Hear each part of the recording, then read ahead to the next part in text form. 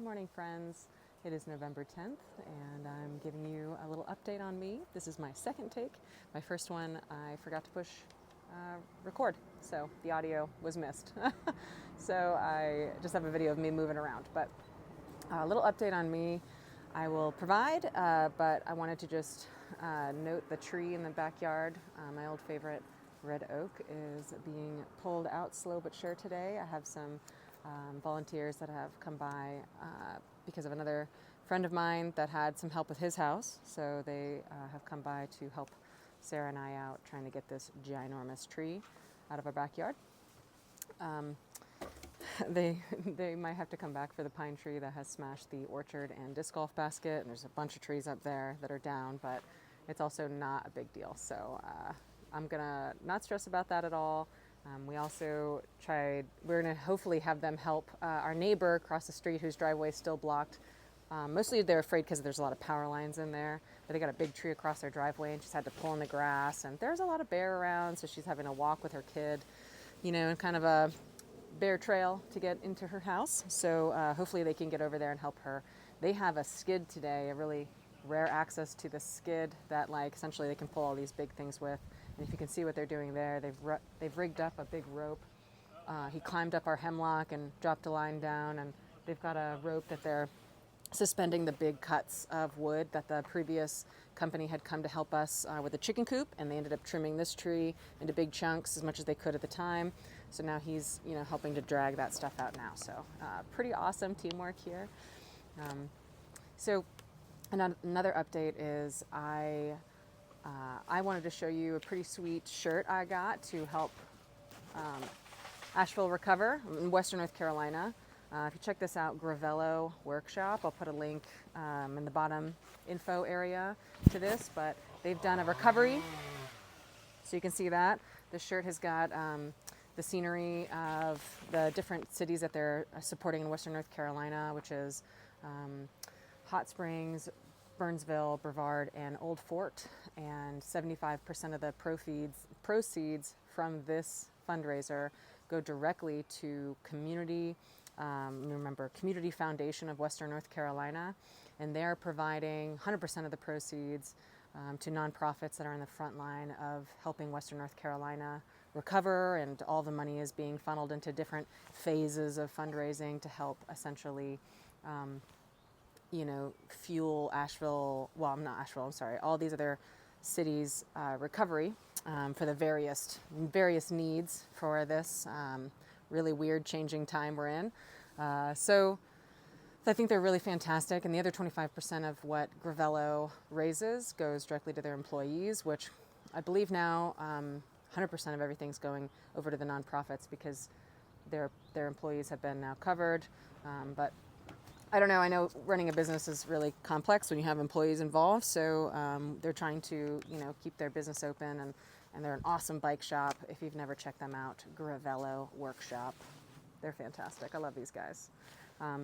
So just another way that you could help Western North Carolina funnel money into the right places, because there are a lot of scams going around. Super sad that happens, but it does. It definitely does in all things. Update on me. I had a Herceptin and Perjeta just Tuesday, so I'm feeling okay. I'm feeling the effects. I get pretty tired from that, and my GI doesn't love it, but I'm getting through. I have that every 21 days. The next one is supposed to be the 26th, which hopefully my oncologist will agree to skipping altogether so that I don't have to reschedule around Christmas, because they're kind of timed perfectly right now. But I'm hoping to get, some family time and just, get out of Asheville. Maybe, I don't know. We'll just have to see. Important to kind of get away from the disaster when you can. So we've been here the whole time, and it would be nice to get a little break, but it's been hard because we have so many priorities here, and but it's looking like the office is not going to come back for a long time, if ever. My landlord doesn't know if it's financially sound to fix this building. There's just a lot of things up in the air right now, so navigate it one day at a time. The new things I'm doing are I was able to get some liquid vitamin D3 and B12, and I'm taking some fairly high doses of these. These are intramuscular injections. So I've got Sarah helping me to inject my legs with that. Every couple days we're trying to rotate just to get my energy up, and also to have a high enough circulating vitamin D level to be effective against cancer. It's not all about moving minerals, it's also about creating an unfavorable environment for cancer. So along those lines, I'm still doing mistletoe. I've got these adorable little mistletoe vials. So we are still doing these subcutaneous injections on these puppies every couple days, just to keep my immune system active, and also seeking out cancer cells. So trying to do those to cover the bases.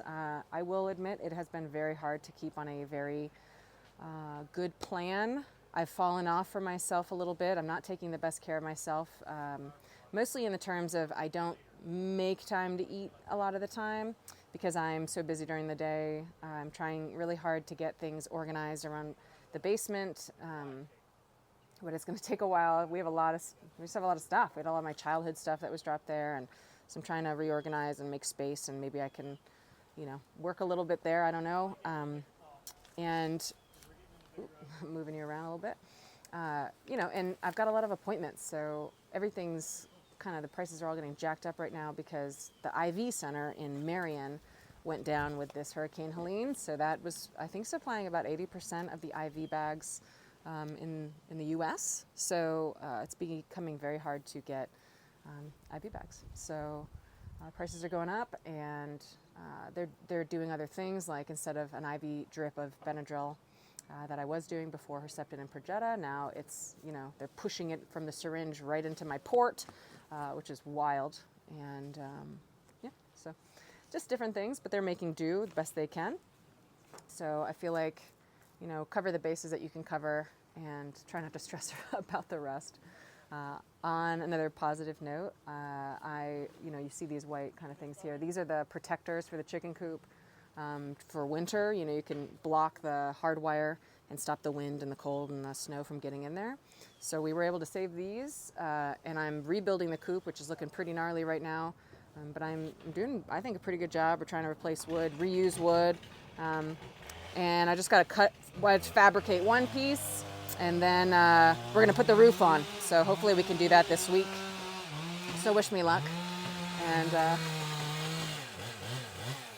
let these guys finish up their job, and I hope you guys have a wonderful weekend. Your Sunday. I hope you have a wonderful Sunday, and I'll catch up with you guys next time. Thanks for stopping by.